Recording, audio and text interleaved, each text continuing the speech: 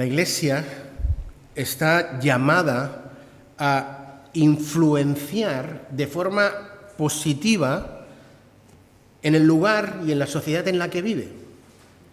Esa fue la enseñanza central del Señor Jesús en el Sermón de la Montaña, en el mensaje del Sermón del Monte.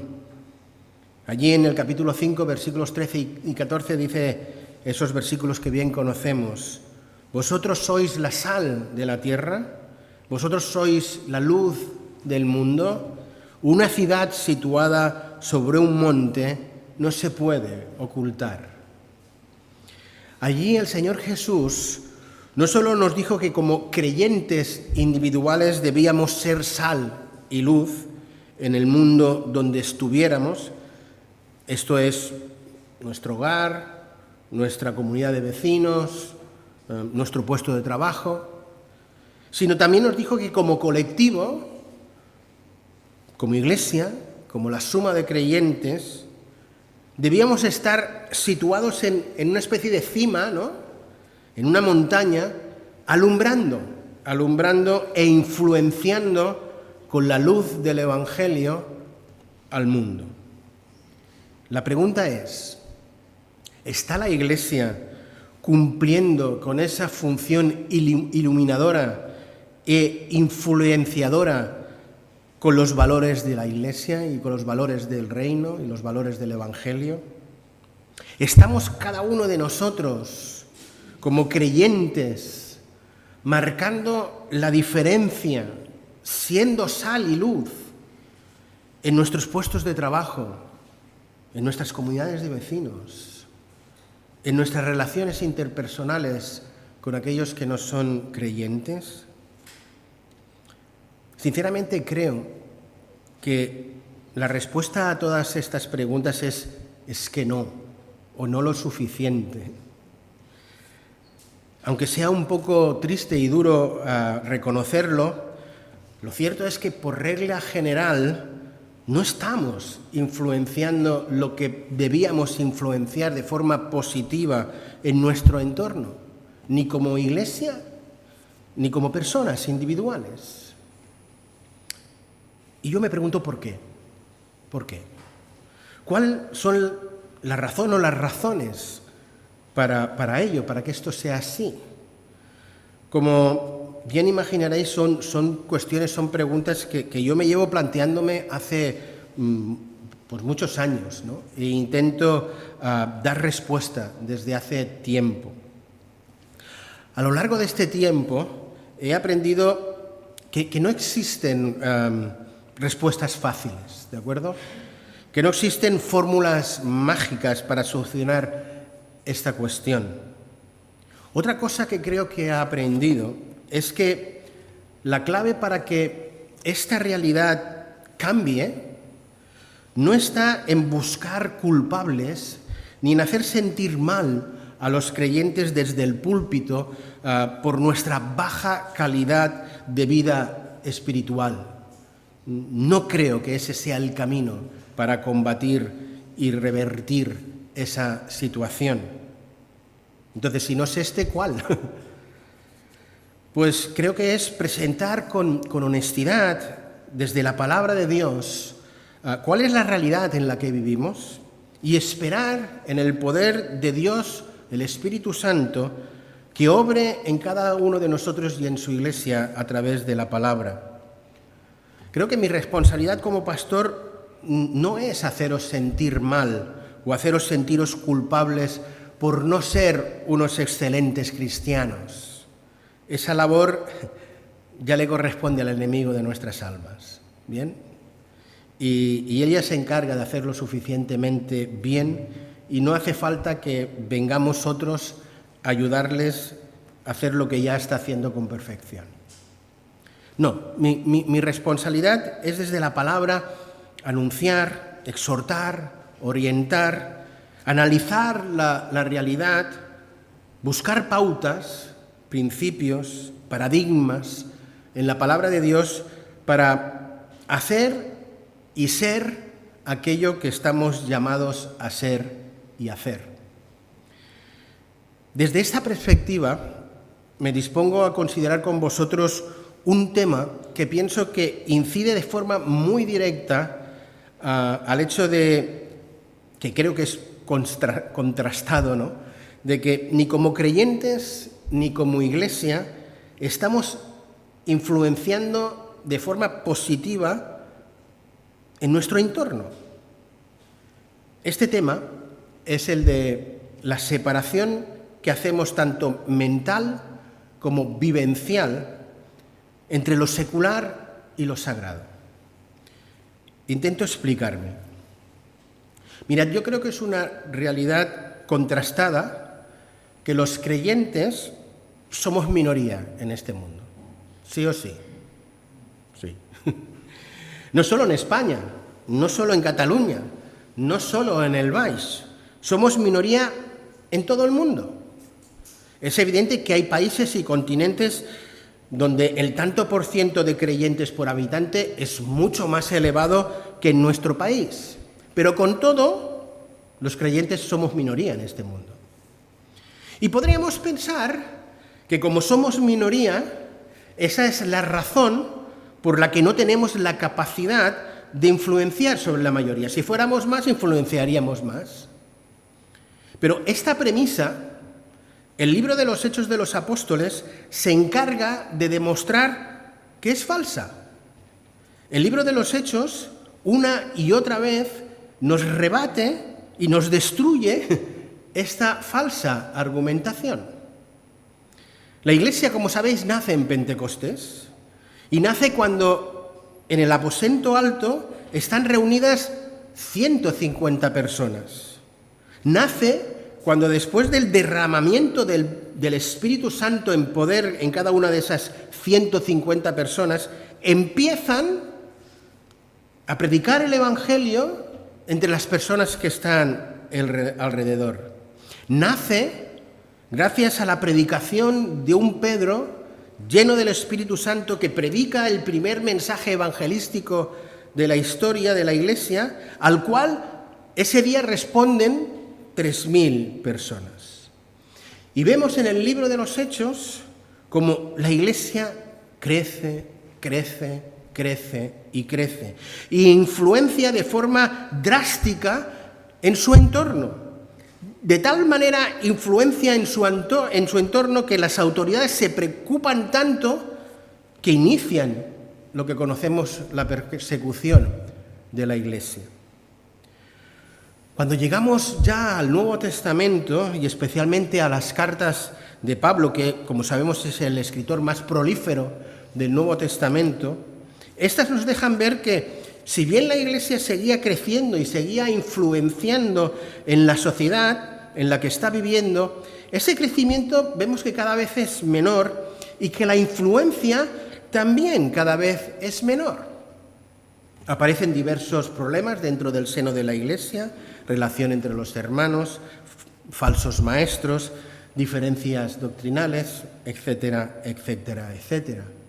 En el último libro de la Biblia, el Apocalipsis, nos encontramos allí que el Señor Jesús escribe a 7 iglesias concretas y lo relevante es que de las 7, solo a 2 les puede dirigir palabras de felicitación y de enhorabuena, ¿no? A las otras 5 tiene que hacerle una seria advertencia a que cambien, a que se arrepientan, porque no están caminando de una forma adecuada, no están influenciando positivamente al mundo, en ocasiones incluso hasta lo contrario. El problema no está en si somos mayoría o minoría. El problema está en si somos o no somos. Si nos comportamos y actuamos conforme a lo que somos o no lo hacemos. El problema creo que está, y permitirme que sea un poco simplista y reduccionista en lo que voy a decir, pero espero que me entendáis.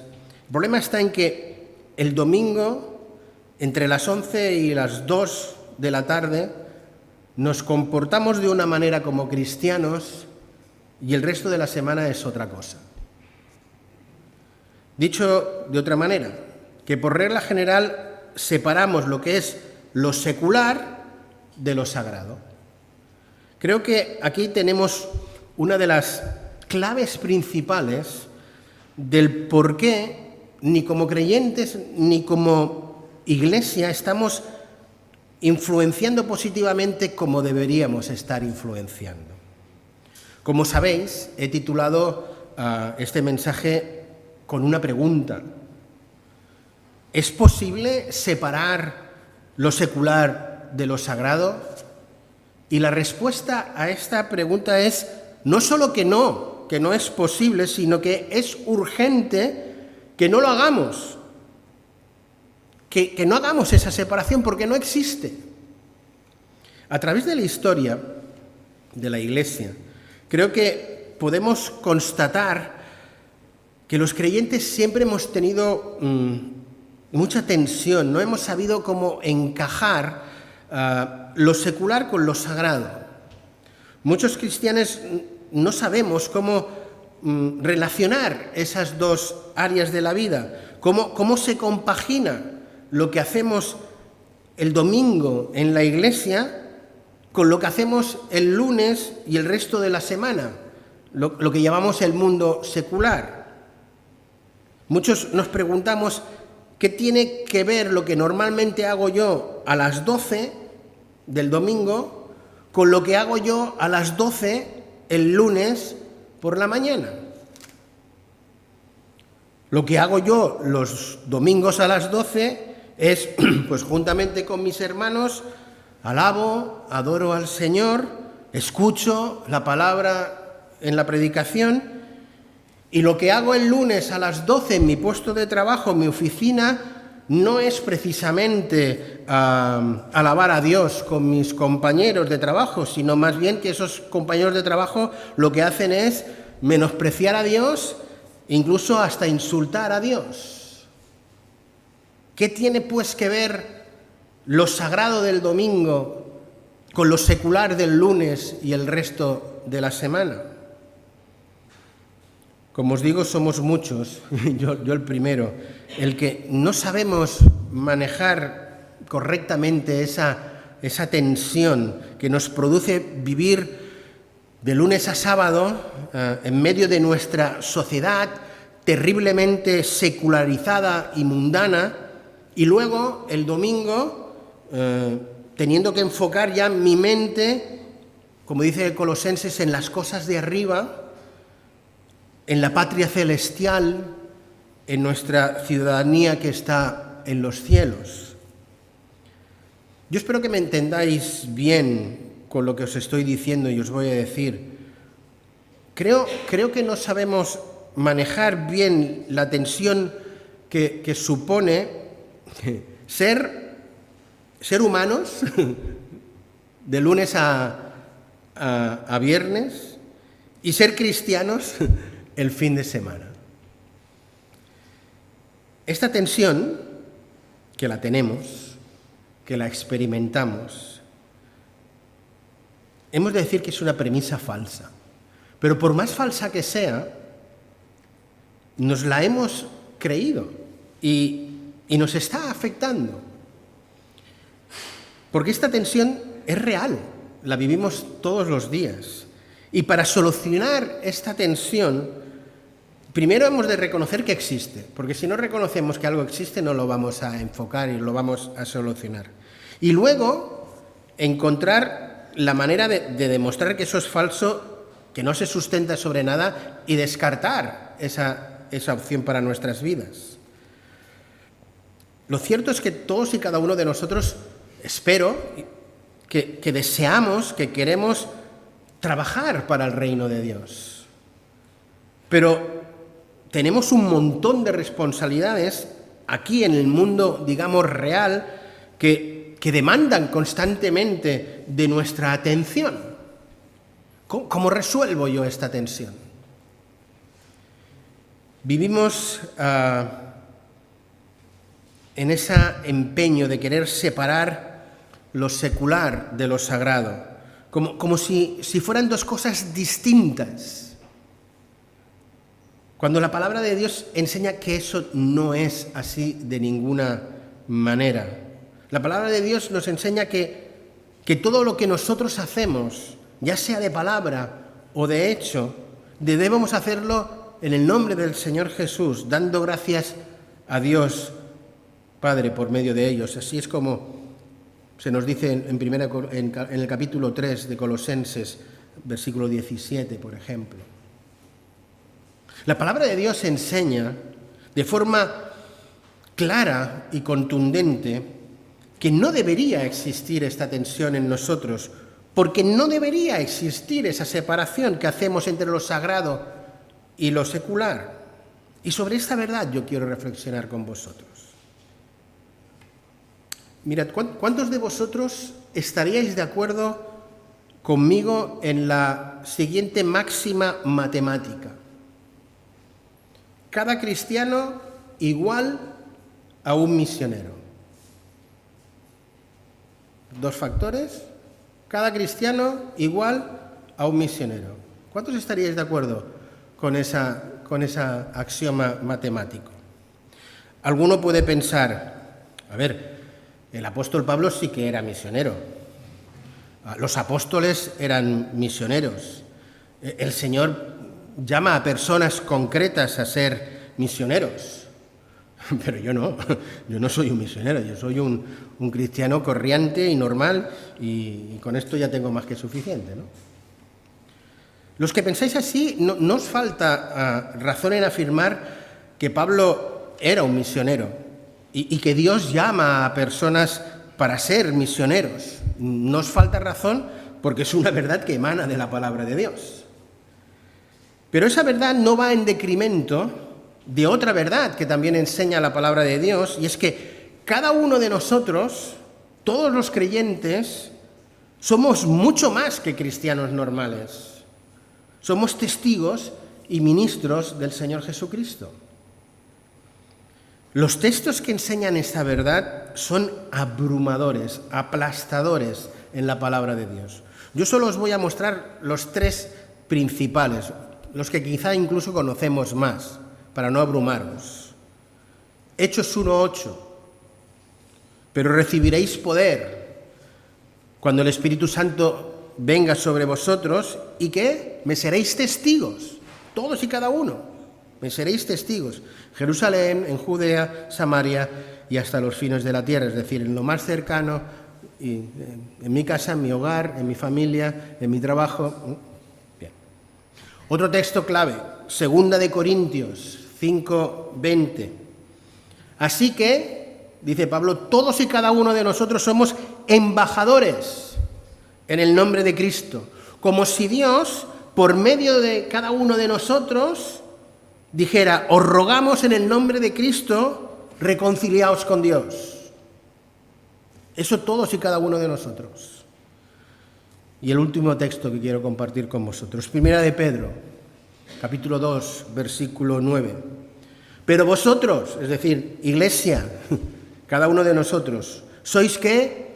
Linaje escogido, real sacerdocio, nación santa, pueblo adquirido, para posesión de Dios, y ahí viene la clave, a fin, con el propósito de anunciar las virtudes de aquel que os llamó de las tinieblas a su luz admirable.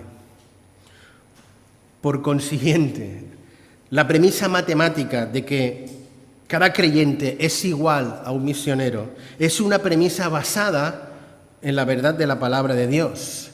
Porque la palabra de Dios no hace esa separación que nosotros solemos hacer en nuestra mente entre lo secular, mi vida laboral, mi vida familiar, y lo sagrado, mi vida personal como creyente, mi relación personal como creyente y mi vida eclesial el fin de semana. Esa división, esa separación no está fundamentada en la palabra de Dios.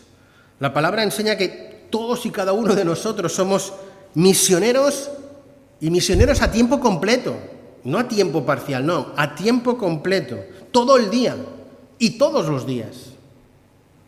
La palabra de Dios enseña que tu campo de misión es tu familia, que tu campo de misión es tu lugar de trabajo, que tu campo de misión es tu comunidad de vecinos. Yo espero que nadie se escandalice con lo que voy a decir ahora. Tu puesto de misión no está precisamente en la iglesia, sino fuera de la iglesia. Tu campo de misión está allí donde más tiempo pasas durante la semana. ¿Cuánto tiempo pasamos en la iglesia? ¿Un par de horas? Como mucho. ¿Estoy diciendo que no quiero que sirváis en la iglesia y que no seáis activos en la iglesia? ¿Cómo voy a decir todo eso? Todo lo contrario. Ya os he puesto una hojita ahí para que vayáis poniendo vuestros nombres y os comprometáis en áreas. Pero nuestro campo de misión no se limita aquí. Nuestro campo de misión está fuera de aquí.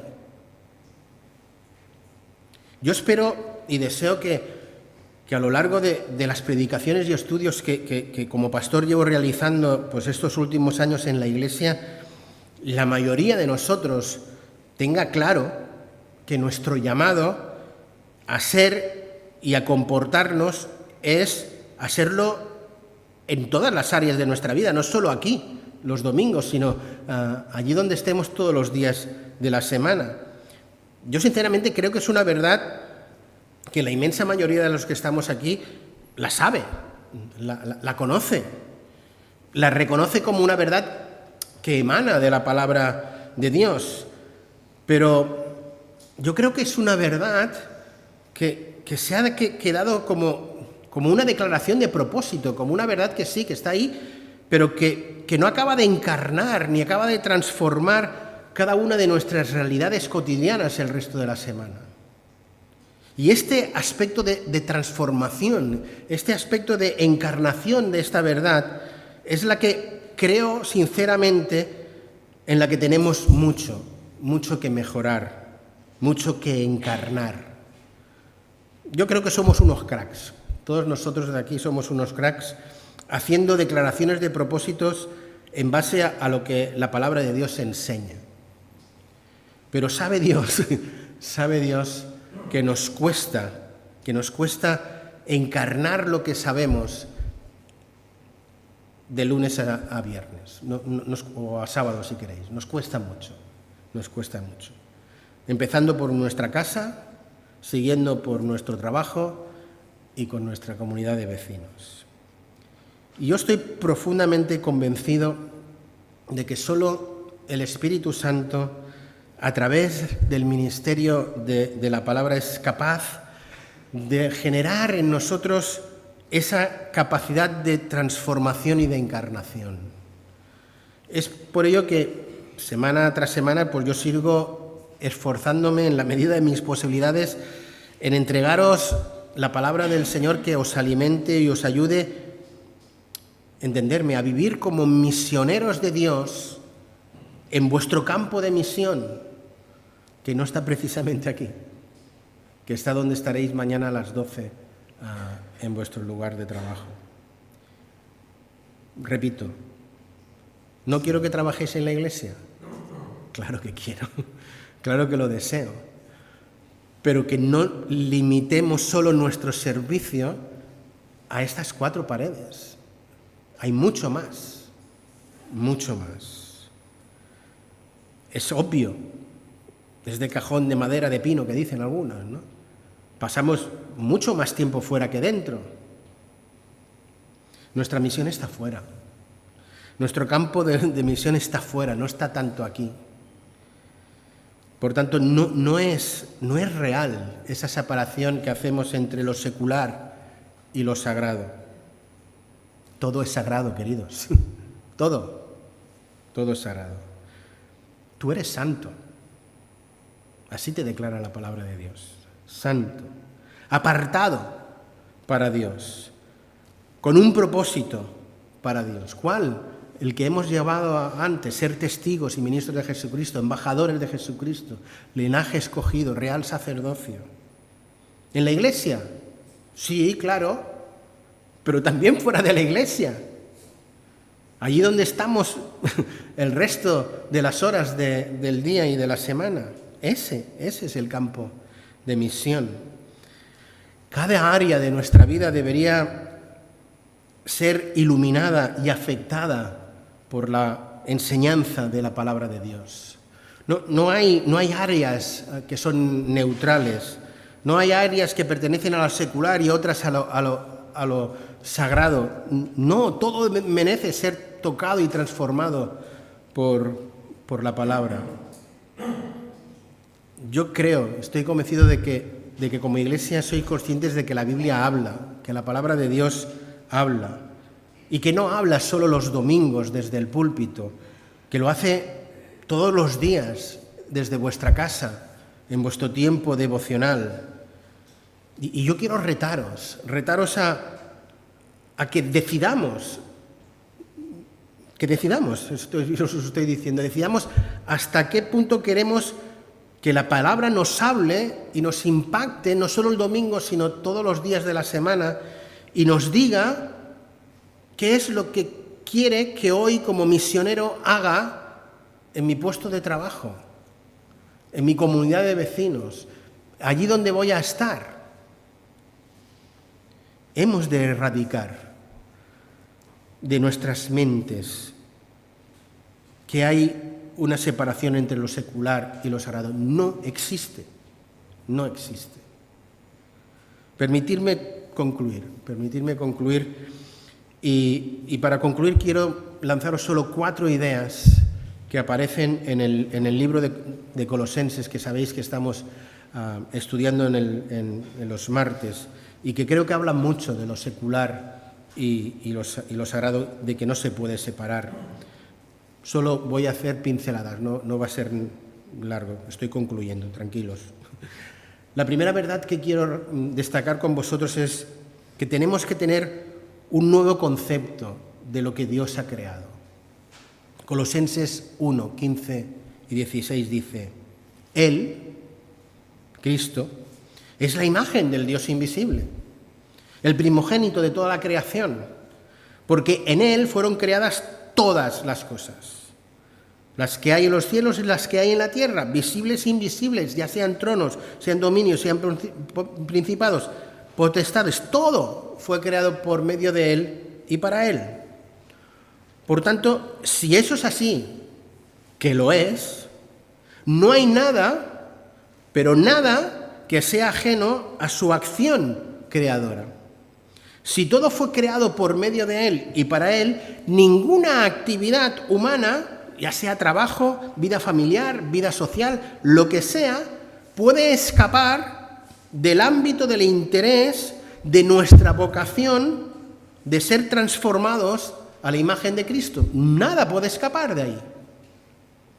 Segunda consideración: hemos de cambiar nuestro concepto de cómo Dios no solo crea, sino sustenta este mundo. Dice Colosenses 1:17: y Él es antes de todas las cosas, y todas las cosas subsisten en Él. Si eso es así, que lo es, estamos llamados a liberarnos de ese concepto de que hay cosas que no están bajo la soberanía de Dios. Todo está bajo la soberanía de Dios. Lo secular, lo sagrado, lo que haces el lunes a las 11, lo que haces el domingo a las 12, todo. Absolutamente no hay nada que escape a la soberanía de Dios. Tercer argumento: nuestro concepto del futuro del mundo. Primera de Colosenses 1:20 dice: y por medio de Él, de Jesús, reconciliar consigo, ¿qué? Todas las cosas, así las que están en la tierra, y haciendo la paz mediante la sangre de su cruz. Cuando dice todas las cosas, queridos, son todas las cosas. No unas sí y otras no. Todas son santas. Si queréis, no hay nada secular, todo es santo. Vuestro trabajo el lunes es santo, no es secular. No hay nada pero absolutamente nada que escape a la obra redentora de Cristo Jesús. Y finalmente, nuestro concepto de integrar lo sagrado a lo secular a la luz de la verdad de la palabra de Dios. Y el capítulo 3 de Colosenses es tremendo para ello. No tengo oportunidad de leerlo todo, pero ¿cómo empieza el capítulo 3? Si pues habéis resucitado con Cristo, es decir, dado que lo habéis hecho, buscad las cosas de arriba donde está Cristo sentado a la diestra de Dios. Poned vuestra mira en las cosas de arriba y no en las de la tierra. Y nos da el razonamiento, porque habéis muerto y resucitado y vuestras vidas están escondidas en Cristo con Dios. Versículo 17, y con eso acabo este punto. Y todo lo que hacéis, sea de palabra o de hecho, hacedlo en el nombre del Señor Jesús, dando gracias a Dios Padre por medio de Él. Para concluir, dejarme lanzar el siguiente reto. Erradiquemos de nuestra mente la idea falsa de que hay una separación entre mi vida secular y mi vida sagrada del fin de semana. Limpiemos nuestra mente de esa falsedad. Es una mentira que Satanás ha instalado en nuestras mentes.